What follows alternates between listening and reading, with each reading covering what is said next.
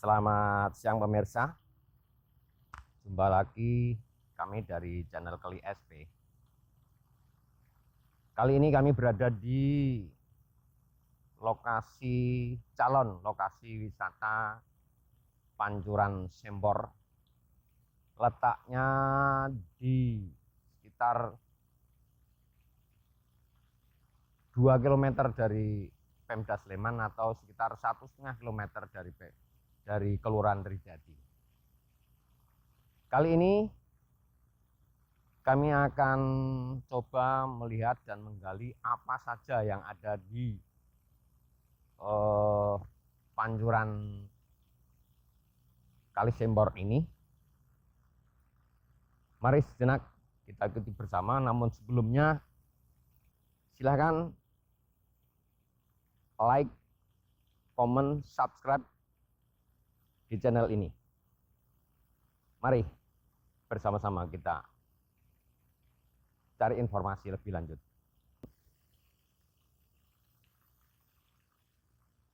Ini di sekitaran Kali Sempor ya. Dengan jalan raya sekitar 50 meter lah. Ya, 50 meter. Nah, ini dari kejauhan. Ini gambarnya ini. Dari kejauhan ini. Ini kami sebentar masih melihat-lihat apa saja sih di sekitar lokasi ini. Ya, ada beberapa hal yang menarik. Oke.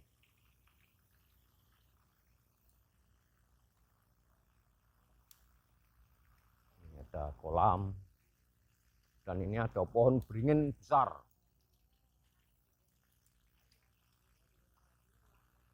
Pohon beringin yang besar. Dan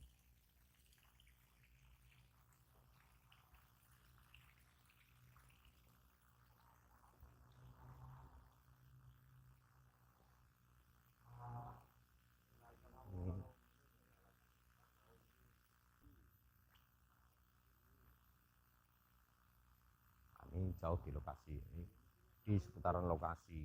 Nah, mungkin nanti untuk jelasnya lebih lanjut kami akan temuin Bapak Kepala Dusun atau Pak Dukuh.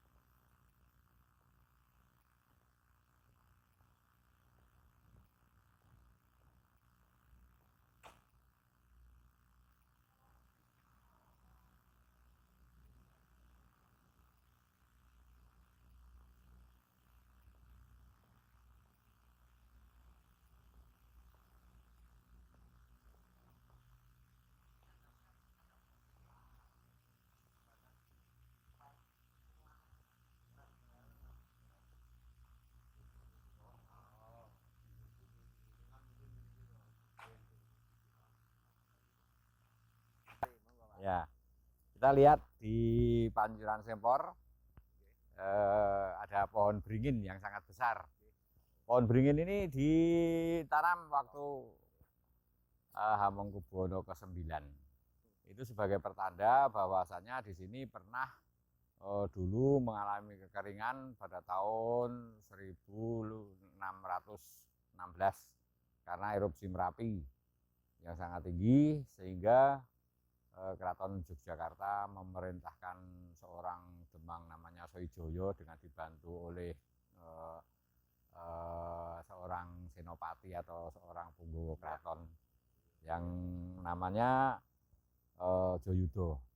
Nah, itu menarik air dari Donorojo Kulon Progo untuk diambil di sini.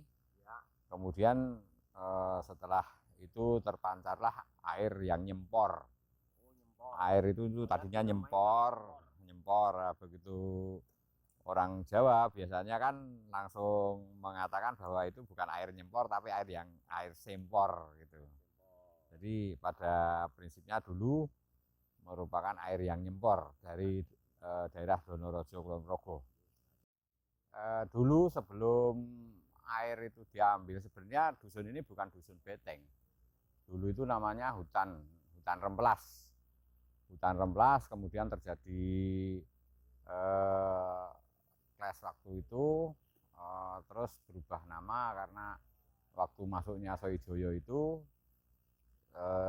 hutan remplas dibabat menjadi perkampungan yang banyak pohon durennya, makanya disebut durenan. Kemudian waktu perang Diponegoro atau perang bukan perang Diponegoro, waktu perang pemberontakan Trunojoyo itu pernah minta bantuan. Trunojoyo itu pasukan Mataram pernah minta bantuan orang-orang dari Bugis. Makanya terus selesai pemberontakan Trunojoyo banyak orang Bugis yang balik ke Bugis, tapi banyak yang tinggal di sini.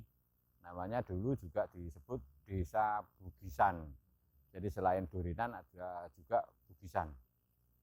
Bugisan letaknya sebelah mana, Pak? Bugisan ya di sini, tetap di sini. Oh.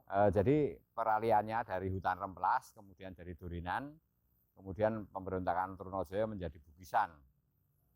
Setelah terjadi perang Diponegoro adanya tahun 1828, kemudian pernah dihadang pasukan Belanda sejumlah 500 orang membawa duit 50.000 gulden waktu itu. Ya Belanda di bawah pimpinan Soejoyo dihadang, kemudian direbut uangnya itu, sehingga masyarakat Belanda banyak yang meninggal dan dibunuh di sebelah selatan dusun Beteng atau dusun Bugisan itu. Makanya di sana ada istilah namanya logorok. Jadi pohon lo yang dulu untuk menggorok orang-orang Belanda itu. Itu ceritanya begitu. Nah, setelah pimpinan Kolonel Komsius di waktu itu, waktu Letkol Ledel untuk menguasai Yogyakarta, kemudian didirikan suatu benteng di sebelah selatan jalan. Itu setelah terjadi peperangan, perebutan atau penghadangan tentara Belanda dari Semarang untuk merebutkan uang 500 gulden itu, 5.000 gulden itu. Kemudian didirikan suatu benteng. Benteng itu kemudian dihuni oleh Belanda. Setelah dihuni Belanda, makanya Sempor ini dibangun oleh Belanda untuk sarana pemandian dan sarana MCK Belanda. Makanya bangunan di Tuk Sempor ini arsitekturnya arsitektur Belanda. Tapi dulu waktu pembuatan pertama memang belum ada arsitekturnya. Nah, itu dibangun setelah adanya beteng yang ada di selatan jalan, kemudian dihuni Belanda. Ini sebagai sarana rekreasi dan sarana pemandian orang-orang Belanda. Makanya arsitekturnya dari arsitektur Belanda. Itu sejarahnya Sempor ini. Kemudian kenapa kalau Tuk Sempor itu kok menjadikan manfaat dan katanya konon menyembuhkan penyakit? Dikarenakan memang kita udah uji lab kadar ozon di air Sempor ini sangat tinggi. Yang notabene itu sangat membantu proses penyembuhan bagi tubuh yang kurang fit. Makanya dibilang Tuk Sempor itu menyembuhkan. Bahkan dulu banyak yang setelah sembuh dari Tuk Sempor, berubah di Tuk Sempor ini dia bersyukur dan syukuran menganggap wayang dan sebagainya. Dan yang datang itu dari manapun. Waktu zaman dulu belum ada mobil, masih pakai andong, pakai pedati, itu putarannya di sini. Itu memanfaatkan Tuk Sempor. Jadi kalau orang religius mengatakan bahwa Tuk Sempor itu memang betul-betul manfaat dengan penyembuhannya, Tapi kalau secara modern memang kadar ozonnya sangat tinggi. Jadi kalau ada yang berpikiran kalau ini karena goibnya, tapi kalau secara modern begitu. Jadi tetap dalam arti konteks kemodernan tetap ini masuk akal juga karena memang kadar mineralnya tinggi, sangat tinggi sekali gitu. Kemudian juga banyak investor yang menginginkan ini untuk menjadi air kemasan, tapi kami masyarakat Beteng tidak mau dikarenakan ini merupakan peninggalan dan ini wajib kita uri-uri, dan nanti rencana ke depan kita akan kembangkan menjadi objek wisata religi. Dan nanti penjenengan bisa tahu semuanya kalau di depan situ sudah terpasang gapura namanya wisata religi Pancuran Sempor. Ini konon kalau orang bilang yang menunggu adalah perwujudannya ular naga. Nah, ular naga. Tapi kalau yang sejarahnya dulu yang menunggu atau yang membuat itu adalah Suruhan Demang Soejoyo yang bernama Joyudo itu. Terus ceritanya katanya Joyudo itu karena kesetiaannya terhadap Sempor ini sehingga dia musno atau tidak kelihatan atau kemana, dan katanya konon masih menunggu di sini, wujudnya ular yang sangat besar. Itu. Kemudian kita juga fasilitasi untuk pemandian ini, selain orang untuk bersuci, mandi dan sebagainya, itu juga ada sarana untuk ibadah atau mungkin untuk istirahat. Itu sudah dibangun.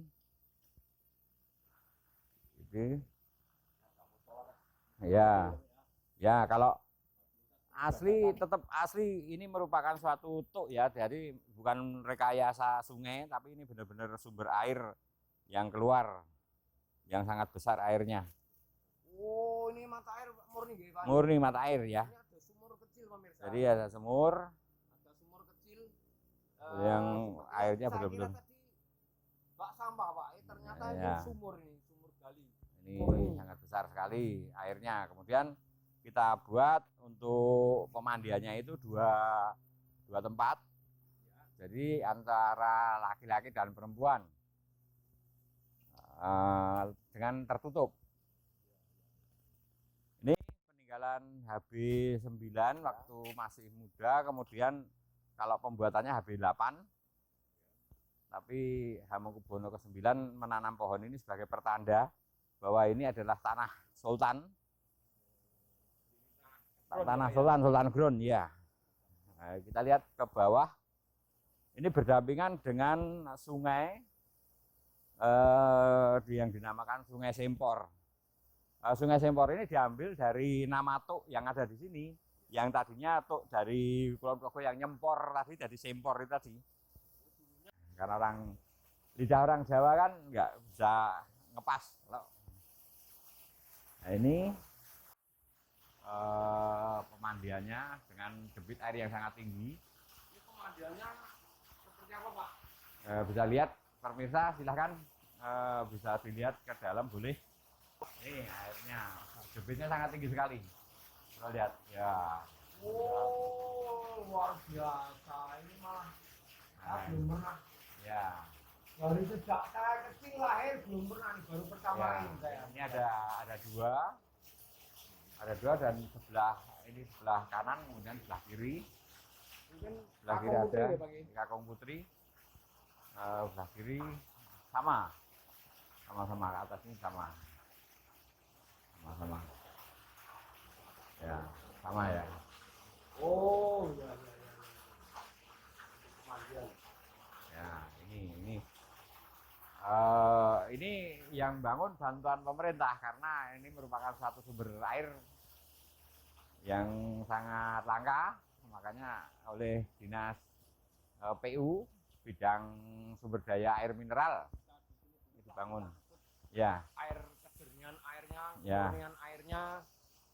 Nah, ini untuk sungainya, Sungai Sempor. Sungai kelihatannya bersih sekali Pak nggih. Ah, ini Ya. bersih sekali nih. Masih betul-betul murni.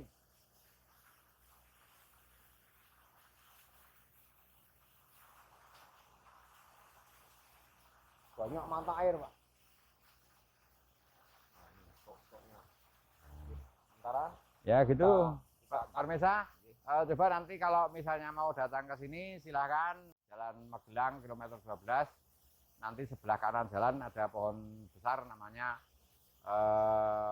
pohon beringin, dan nanti ada tulisannya di situ wisata religi Pancuran Sempor. Silahkan datang. Di sana juga banyak perisatan-perisatan atau tempat-tempat untuk istirahat dan untuk melakukan religi.